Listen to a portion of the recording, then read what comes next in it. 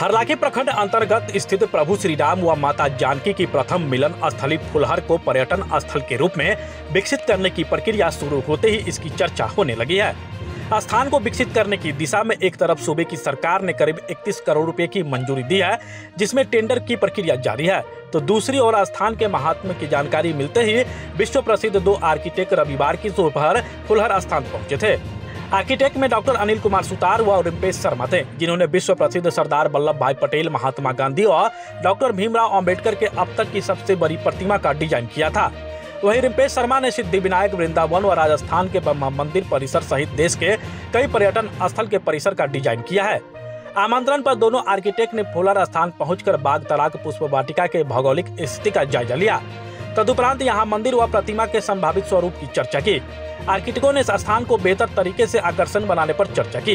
इस दौरान आर्किटेक्ट रिम्पेश शर्मा ने बताया कि इस पर्यटन स्थल पर आने वाले पर्यटक अपना समय गर्भगृह के अलावे अन्य जगहों पर कैसे बिताएंगे, इसके लिए परिसर को तात्कालिक युग से जोड़ना होगा।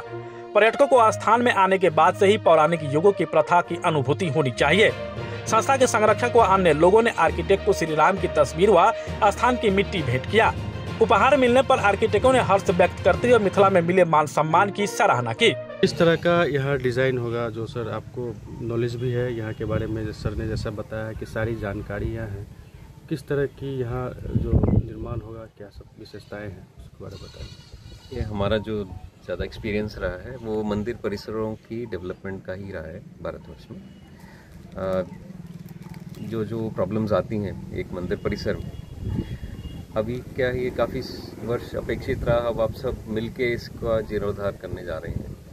तो जो प्रॉब्लम्स हमने दूसरी जगह पे सीखी हैं, अभी हम तिरुपति के साथ काम कर रहे हैं, शिरडी, सिद्धिविनायक, ब्रह्मा मंदिर का विकास कर रहे हैं, कुंभ त्र्यंबकेश्वर की अभी तैयारी में लगी है टीम हमारी, हरिद्वार कुंभ में हमारा पूरा कंसल्टेंट हम रहे हैं वहाँ पे भी। तो जहाँ पे पिलग्रिम का मूवमेंट है, सुविधा है, वो हमारा जो स्ट्रेंथ है वही है, उसको डिज़ाइन करना सुंदरता के साथ, उसकी यूटिलिटी भी साथ में, दोनों का जो जोड़ी है वो ज़्यादा ज़रूरी है। सेफ्टी सबसे परम रहती है जब कोई भी एक आप स्पिरिचुअल कैंपस जब डिज़ाइन करते हैं, सुंदरता के साथ उसकी सेफ्टी सबसे ज़रूरी रहती है। तो वो दोनों का जो मिश्रण है वो हमारा यहाँ भी वही टारगेट रहेगा कि प्लस जो यहाँ की हिस्ट्री है, आई थिंक ये सबसे बड़ा प्रेम का संदेश जो है ये स्थान देता है, तो वो एक आगे पहुँचाना।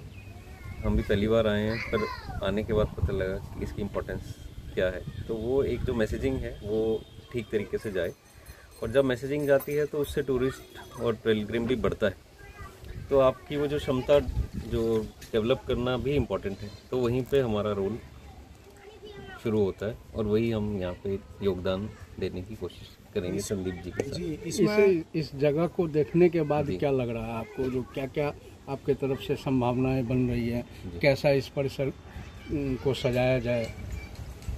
देखिए, जब एक मंदिर बनता है तो मंदिर में आपका जो विजिटर का एक्सपीरियंस सिर्फ 5-10 सेकंड का ही रहता है, उसके बाद जो आने वाले को एंगेज करना सबसे बड़ा चैलेंज रहता है।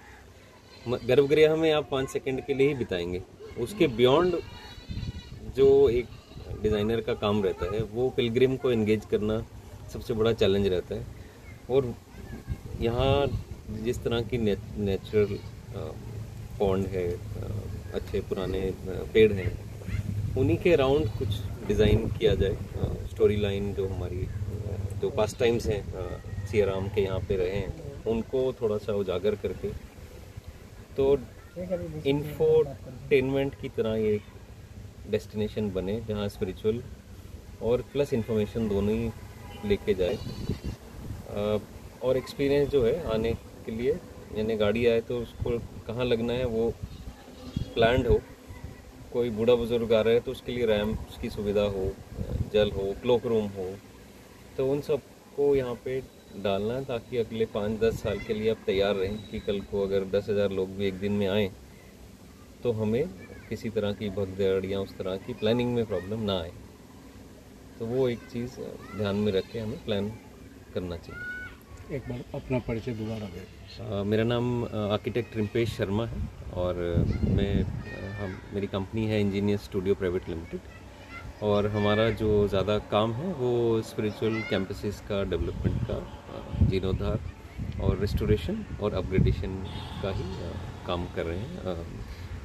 लगभग हर स्टेट में भारत में और इंडिया के बाहर भी लगभग 6-7 कंट्रीज़ में ऐसे सिमिलर कार्य में हमारी टीम लगी हुई है। बहुत काफ़ी महत्वपूर्ण जगह है जो अभी तक सरकार की नज़रों से बची हुई थी। इसको विकसित होना पहले ही ज़रूरी था, थोड़ा लेट हो गया है विकसित होना। सरकार की नज़रों से नहीं, ये हम लोगों की नज़रों से भी बची हुई। तो ये जिस जगह की जो हमें पता लगी है, ये वाकई में प्रेम का प्रतीक ही है। ये जगह आई थिंक ये प्रेम का उद्गम स्थान की तरह इसको डेवलप करना चाहिए और हमारा भाग्य है कि हम संदीप जी हमें यहाँ ले आए और लोगों का जो प्यार और उत्साह देख के आई थिंक इसका साक्षात उदाहरण यही है कि इसीलिए ये शायद प्रेम का प्रतीक है कि लोग इतने मिलनसार और अच्छे, सब लोगों का उत्साह इतना ज़्यादा है और हमें भी ऐसा नहीं लगा कि पहली बार आए और जाने का दिल तो नहीं कर रहा है, लेकिन फ्लाइट ना होती तो हम शायद आज रात यहीं। जय हो। एक बात में कहना जरूरी है, यहाँ जब मंदिर का भव्य निर्माण कार्य होने जा रहा है और आप काफ़ी एक्सपीरियंस भी है, जो जैसा कि सर ने बताया है कि विशाल जो है सरदार पटेल की जो मूर्ति है और अयोध्या धाम का जो डिज़ाइन कर रहे हैं और फिर यहाँ फुलहर में किस तरह का होगा ये सारा, क्या क्या संभावनाएं लगती है इस जगह? नहीं, अभी तो पहले रिम्पेश शर्मा जी पहले यहाँ डिज़ाइन करेंगे कि मंदिर किस तरह से होगा, कितना बड़ा होगा और उस डिज़ाइन जैसे करेंगे उसके हिसाब से फिर हम लोग मूर्ति का चयन करेंगे भी कितनी बड़ी होनी चाहिए, क्या क्या दिखाया जाए उसके अंदर।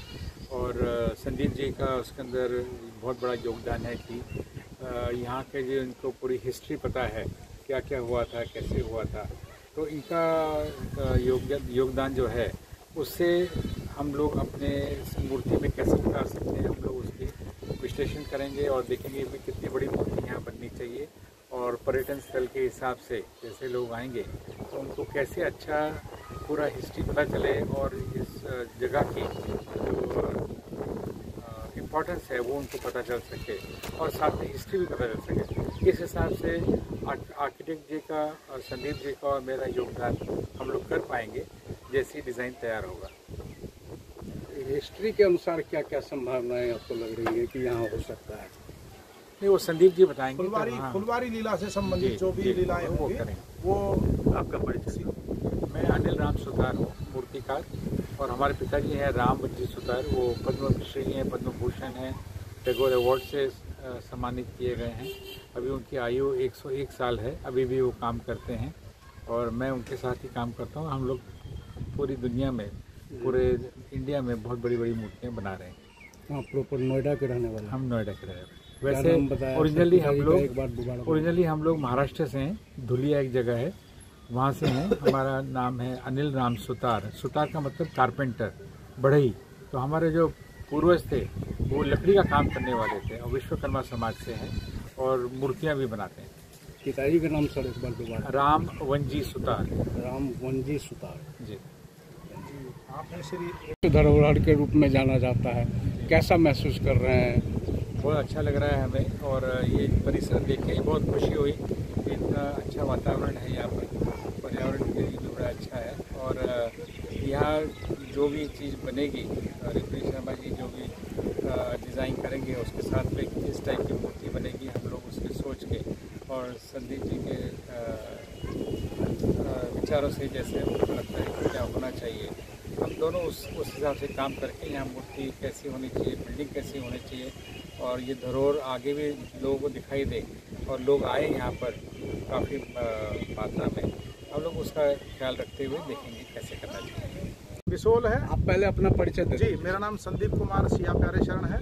मैं श्री सीताराम जी प्रभु श्री सीताराम जी युगल सरकार के जनक फुलवारी का मैं संरक्षक हूँ। जगड़ू भाई उसके अध्यक्ष हैं, लोटन जी उपाध्यक्ष हैं, रमेश जी सदस्य हैं, सब लोग यहीं के गांव निवासी हैं। इस स्थान को फुलहर को विश्व स्तरीय बनाने की दिशा में हम आज हमारा एक बड़ा कदम बढ़ा है। जो यहाँ तक वो महान विभूति आई है आदरणीय श्री राम सुतार जी, जिन्होंने सरदार पटेल की सबसे बड़ी मूर्ति बनाई और आदरणीय श्री मुकेश शर्मा जी। और इस स्थान पर ये कहना जरूरी है कि जैसे अभी ठंडी हवा चल रही है, मौसम हो रहा है, तो यहीं के लोकल हम लोगों ने, एक हमारे मित्र हैं, उन्होंने कहा कि यहाँ इस जितने में ये फुलवारी एरिया है, लगभग 8 किलोमीटर या 10 किलोमीटर का रेडियस, इतने एरिया में अथाह गर्मी नहीं पड़ती है, अथाह सर्दी नहीं पड़ती है, किसी प्रकार का अकाल, किसी प्रकार का बाढ़ ये इस क्षेत्र में नहीं आता है। सदा खुशहाली इस क्षेत्र में रहती है। इस पूरी फुलवारी में, इस जनकपुर के इस क्षेत्र में, इन व्यवस्थाओं में जो लोग रहता है वो परम प्रसन्न रहता है। भौगोलिक रूप से भले ही आपको दिग्दर्शन अलग दिखता हो,